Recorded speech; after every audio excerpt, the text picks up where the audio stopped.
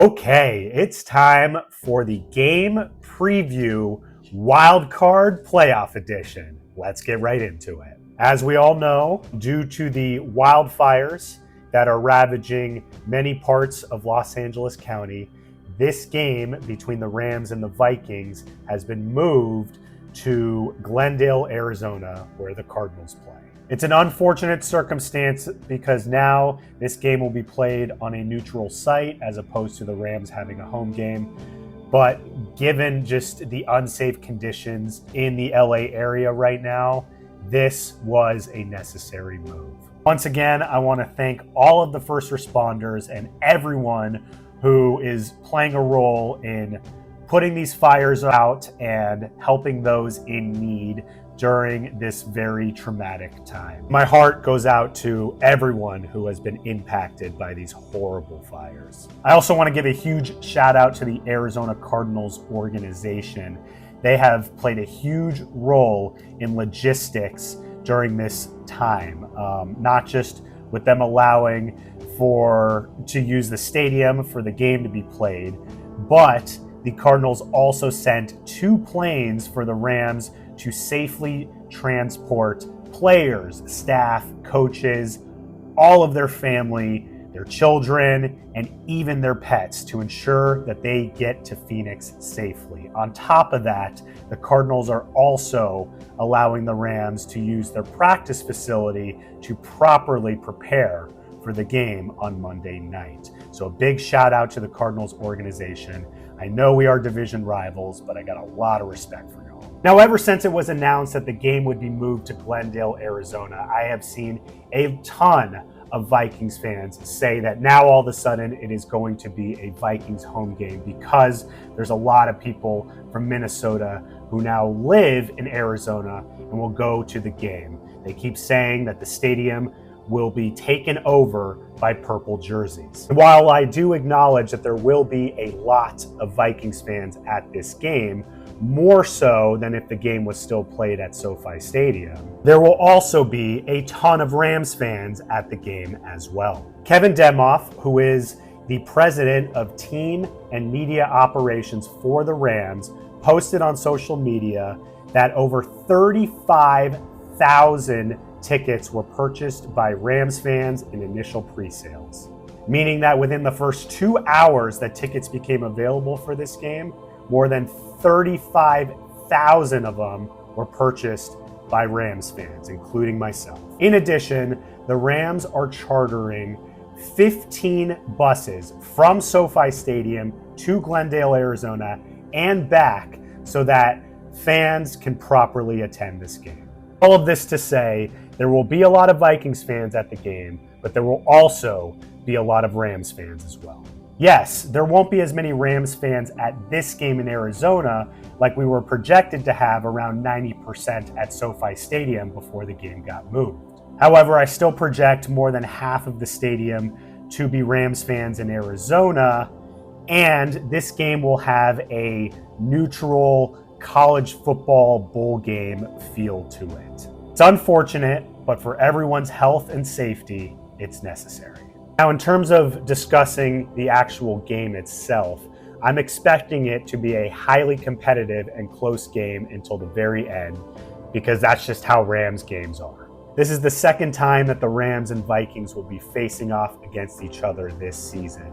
The two teams played back in week 8, where the Rams won 30-20. The Vikings were missing their linebacker Blake Cashman and their tight end TJ Hawkinson. It's also worth noting that Vikings defensive coordinator Brian Flores recently admitted that the team was caught off guard on Puka Nakua's return off of IR in week 8. It was announced about 3 hours before kickoff during week 8 that Puka Nakua was playing, and he admits that the Vikings were not properly prepared for him to be playing in that game. So this time around, expect Brian Flores and the Vikings defense to pay much closer attention to Puka Nakua.